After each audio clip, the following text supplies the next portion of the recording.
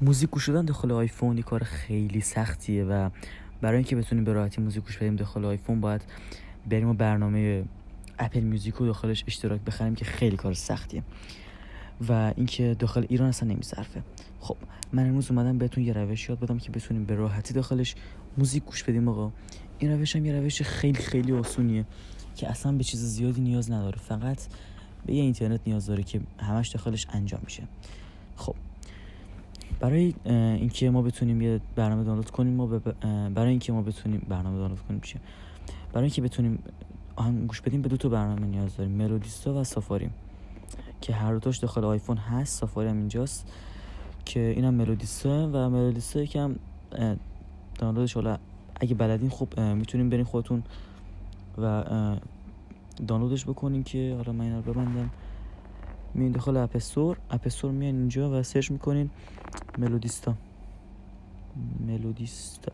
به همین سادگی که ما سرچ میکنیم و میایم اینجا و میبینیم که اپ ملودیستا برای ما هست، ولی آره وقتی سرچش میکنیم هست. پایینش هم اپل میوزیک هست که تقریبا اپل میوزیک یعنی تقریبا که نه 100% داخل ایران نمیصرفه که ما بریم اشتراکش رو بخریم، چون قیمتش حدودا ماهیانه 500,000 تومان در میاد.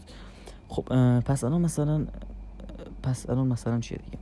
خب پس الان ما میایم و وارد سافاری میشیم. آهنگی که میخوایم ما اول باید سرچش بکنیم اینجا.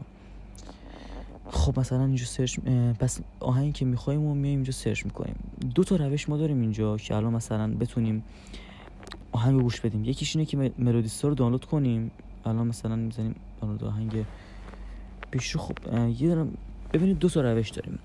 یکیش اینه که همینجا دانلودش بکنیم، بریم داخل اپ فایلز و اونجا موزیکمون رو گوش بکنیم که اونجا یکم اذیت میکنه چون که حالت ریپیت و این چیزا نداره اونجا و کلا پیشنهاد نمیکنم اونجا رو. به نظر من اپ ملودیستا رو دانلود بکنید خیلی بهتره. حالا وقتی دانلودش کردین من خودم بهتون میگم که با چجوری داخل این اپ بتونیم چی کنیم. خب اینجا میزنیم دانلود آهنگ مثلا دیوونه دو پیشرو.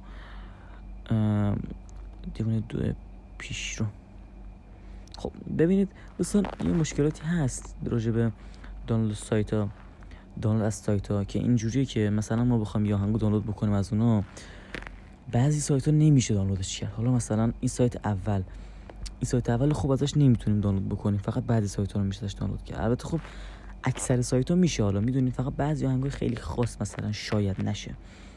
الان مثلا اینو نگاه کنید، شما میذارم اینجا دانلود با کیفیت 320.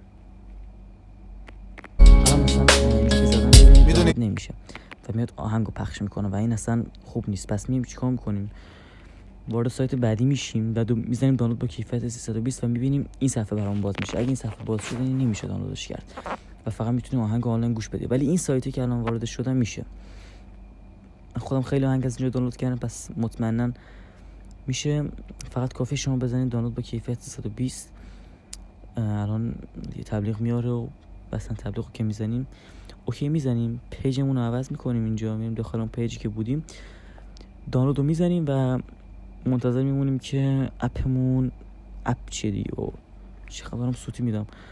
منتظر میمونیم که آهنگمون دانلود بشه. بعد زده مثلا آهنگ با کیفیت 128 اینقدر و 320 اینقدر.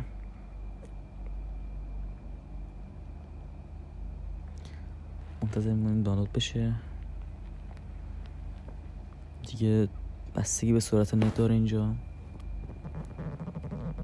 و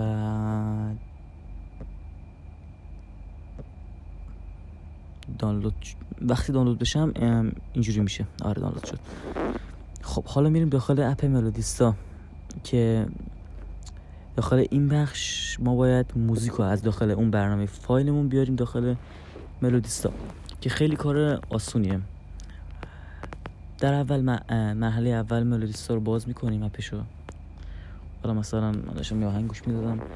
خب اینجا این بالا یه گزینه هست، مثلا اینجا میتونین آهنگتون رو بیارین. بعد از اون فایل اپ رو میزنیم، ببینید آهنگ دیوونه دو پیشرو الان مثلا اینجا اومده.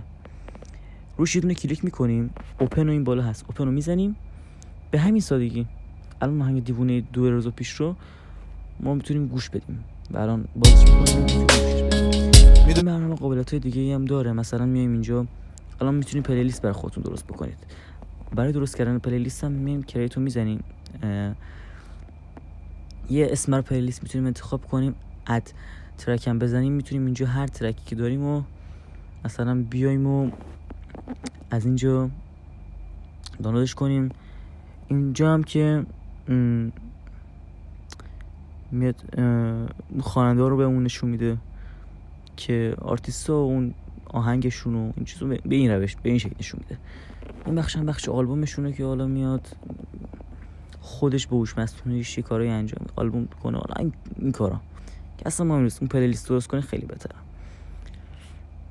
و آره به همین سادگی شما میتونید آهنگو گوش بدین و